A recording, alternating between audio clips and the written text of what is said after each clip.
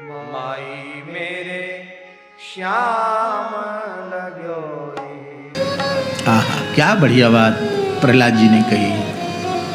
न पुरा विवशम बाला आत्मनोर्थे प्रियैषिणः गुरुक्तमपि न ग्राह्यम यदनर्थेर्थ कल्पनम। भले ही संसार का सबसे उत्कृष्ट गुरु अपने को प्रमाणित करने वाला कोई व्यक्ति हो, और यदि वो सीधे सीधे भगवान से नहीं जोड़ता है, भगवान की शरणागति से नहीं जोड़ता है, वैष्णवता का उपदेश नहीं करता है, तो अपना हित चाहने वाले, अपना प्रिय चाहने वाले का धर्म है कि वो ऐसे गुरु की बात जो भगवान से न जोड़ के खुद से जोड़कर अपना उल्लू सीधा करना चाहते हैं, ऐसे लोगों की बात, भले ही वो गुरु बने रहें, उनकी बात नहीं मानना, उनको गुरु घंटाल समझना, उनसे सावधान रहना, उनकी बात नहीं माननी। आगे इस तरह का उदाहरण है कि नहीं। शुक्राचार्य जी ने बलि को भगवान से विमुख होने की प्रेरणा दी। बलि ने कहाँ मानी बात। बलि को दोष लगा गुरु आज्ञा के उल्लंघन का। बलि गुरु तजो कंत ब्रज बनितन भई मुद मंगलकारी। जाके प्रिय न राम वैदेही तजिए ताहि कोटि बैरी श्रम यद्यपि परम सने।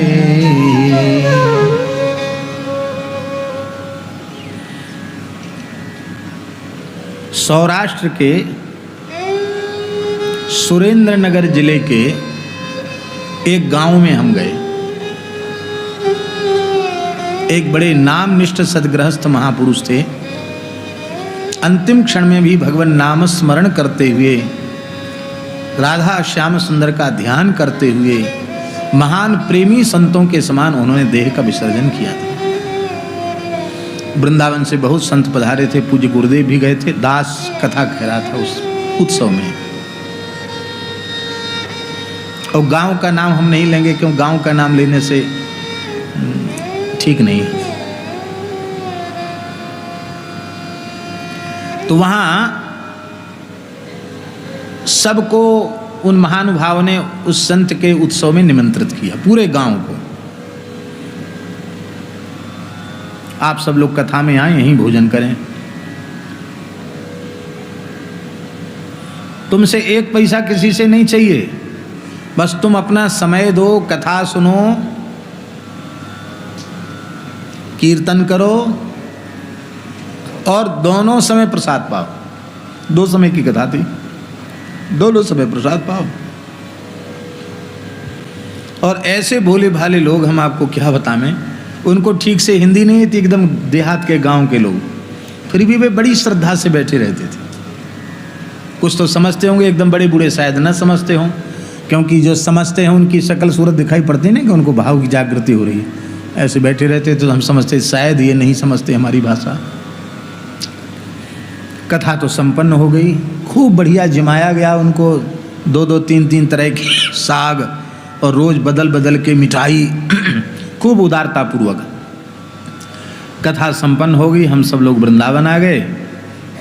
अब वो गांव के लोग जिस संप्रदाय के अनुगत थे, उस संप्रदाय के लोगों पर सूचना गई कि इन्होंने तो अन्य मार्गी का सत्संग किया। एक वृंदावन का बाबा जी आया था, उसकी कथा सुनी। वे आए उनके आचार्य और इतना फटकारा उनकी भाषा में, उनको कहा तुम सब घोर नरक जाओगे, गुरु जी का तिरस्कार तुमसे हुआ है। हमसे बिना पूछे कथा में कैसे बैठ गए।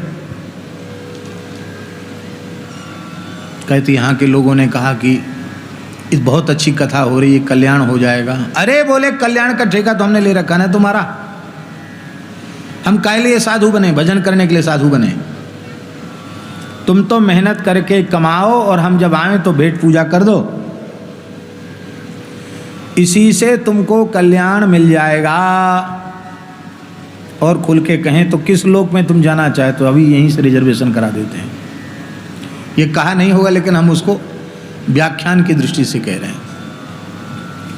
भोले भाले लोग थे। बोले तो बहुत बड़ी अपराध, अब इसका प्रायश्चित क्या है? बोले हम तुम्हारे गांव में बिल्कुल नहीं आएंगे, तुम्हारा त्याग करते हैं। बोले महाराज रोने लगे, भोले भाले लोग। बोले हमारा प्रायश्चित कैसे होगा? बोले थोड़ा सेवा कर दो धन की, तो धन के समर्पण से सारे पाप नष्ट हो जाते। उस छोटे से गांव से हमें पक्का पता तो नहीं, लेकिन शायद 3-4 लाख रुपए लेकर के वो लोग आए। ये बात उन महान भावों ने आकर महाराज जी को सुनाई, हमको भी सुनाई। ऐसे लोग भी हैं।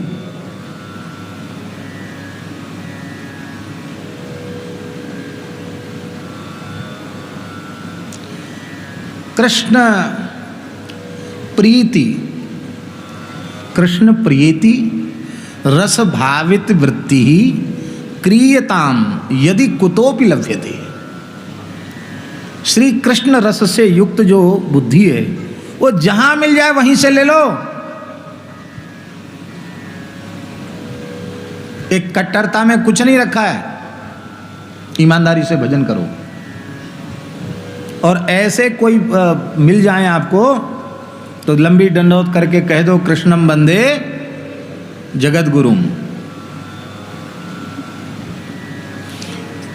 कह रहे हैं प्रहलाद जी, गुरुक्तमपि न ग्राह्यम यद नर्थेर्थ कल्पनम, क्योंकि उनकी बात अनर्थकारी है, अनर्थ से भरी हुई है, इसलिए उनकी बातें मत सुनो।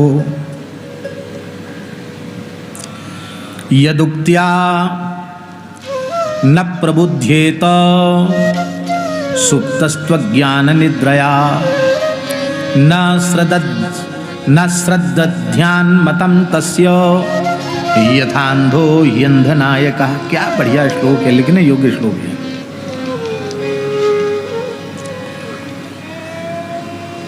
किसकी कथा सुनो, किसकी मत सुनो? प्रहलाद जी कह रहे हैं सबका उपदेश मत सुनो। जिसकी वाणी के श्रवण करने से सोया हुआ ज्ञान जागृत न हो जाए। हम केवल भगवान के हैं, भगवान ही एकमात्र मेरे हैं, ऐसा सुदृढ़ विश्वास भीतर से न हो जाए। अज्ञान निद्रा से जो जगा न दे, वो बड़े से बड़ा गुरु हो, बड़े से बड़ा महापुरुष संत हो, उसकी बात में श्रद्धा नहीं करना। क्यों? यथांधो यंधनायकः। एक अंधे को कहीं जाना था, एक अंधे को कहीं जाना था। उसने कहा भैया मुझे दिखता नहीं है, मुझे अमुक जगह जाना है। तो एक अंधा ही आ गया। अरे बोले हमारा सब रास्ता देखा हुआ, चलो हमारे साथ। बोले तुमको खुद नहीं दिखता, तुम हमको क्या रास्ता दिखाओगे? अरे बोले भरोसा तो करो। हाँ ठीक है, पकड़ लिया हाथ और दोनों अंधे चले, एक कुआं में गिर गए। बोलो भक्त वत्सल भगवान की जय। एक आंख वाला हो और 1 लाख अंधे हों और इससे भी ज्यादा हों, पर एक आंख वाले के पीछे पीछे चलें, वो सबके सब बिना किसी दुर्घटना के अपने लक्ष्य तक पहुंच जाएंगे। अंधे कौन हैं और आंख वाले कौन हैं? विषय में अनुरक्त विषयांध जीव ही अंधे हैं। और नेत्रवान कौन है?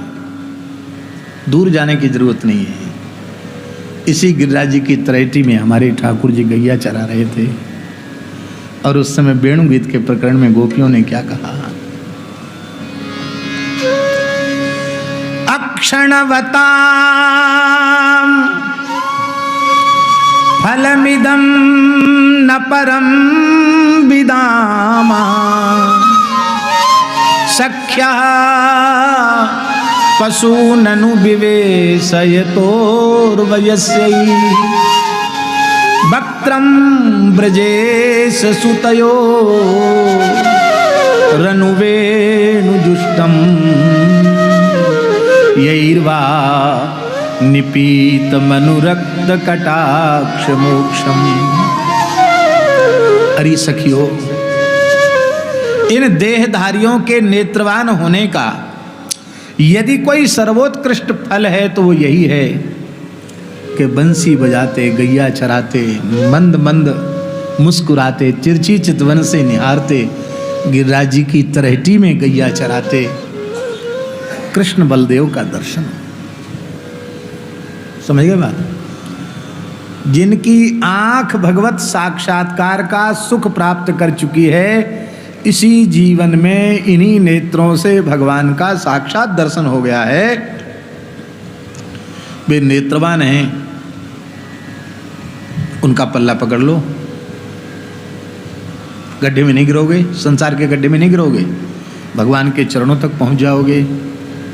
वहां जाने पर क्या होगा? बोले दिव्यम ददामि ते चक्षु पश्चिमे योगमईश्वरम। बिलमंगल जी को नई दृष्टि मिली कि नहीं मिली? हाँ हाँ। अब आप लोगों के मन में आ रहा होगा कि आप आंख वाले हैं कि अंधे हैं। देखो, हम आपको ठगने का कभी हमारा स्वप्न में भी विचार नहीं, हम अंधे हैं, विषयांध जीव हैं, हमने भगवान का दर्शन नहीं किया है। और भगवान अपनी इच्छा से दर्शन प्रत्यक्ष करा दें, ये उनकी इच्छा है। हमारे अपने में ऐसे ही सामर्थ्य नहीं, ऐसा साधन हमारा नहीं कि करोड़ कल्प में भी हम भगवान का दर्शन कर सकें। ये बात बिल्कुल सच्ची है। पर गिरिराज जी की सन्निधि में, गौ माता की सन्निधि में ये बात हम विश्वास पूर्वक कह रहे हैं। जिन सद्गुरुदेव भगवान का हमने हाथ पकड़ा है वे आंख वाले हैं। जिन सद्गुरुदेव का हमने हाथ पकड़ा है वे आंख वाले हैं।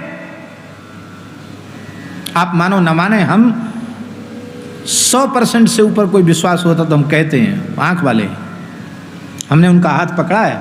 हमने क्या पकड़ा? उन्होंने हमारा हाथ पकड़ा। हम क्या पकड़ने की शक्ति रख सकते हैं? इस जीव को यह सौभाग्य मिला।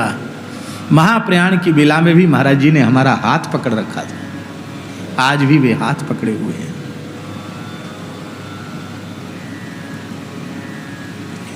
इसलिए जिस मार्ग पर पूज्य गुरुजनों ने चलाया है, यदि उसको अच्छा मानकर आप हमारे पीछे भी लगेंगे तो आप गड्ढे में नहीं गिरेंगे, आपका कल्याण होगा, भले ही हम अंधे हैं, क्योंकि हमने आंख वाले का हाथ पकड़ा है।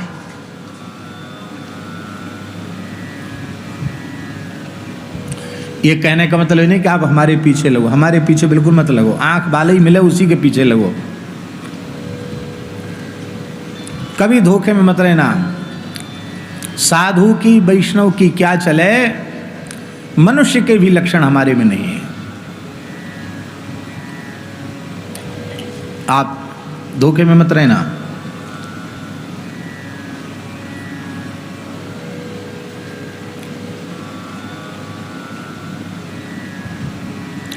हम किसी का कल्याण नहीं कर सकते, हमारी सामर्थ्य नहीं। अपने कल्याण की सामर्थ्य नहीं, हम दूसरे का कल्याण कैसे कर सकते हैं? पर ये बात विश्वास पूर्वक कहते हैं, जो मार्ग हमारे पूज्य संतों ने, गुरुजनों ने बताया है, उस पर हम आप कोई भी चलेगा, उसका कल्याण इसी शरीर से, इसी जन्म में निश्चित है, निश्चित है, निश्चित है, इसमें संदेह नहीं।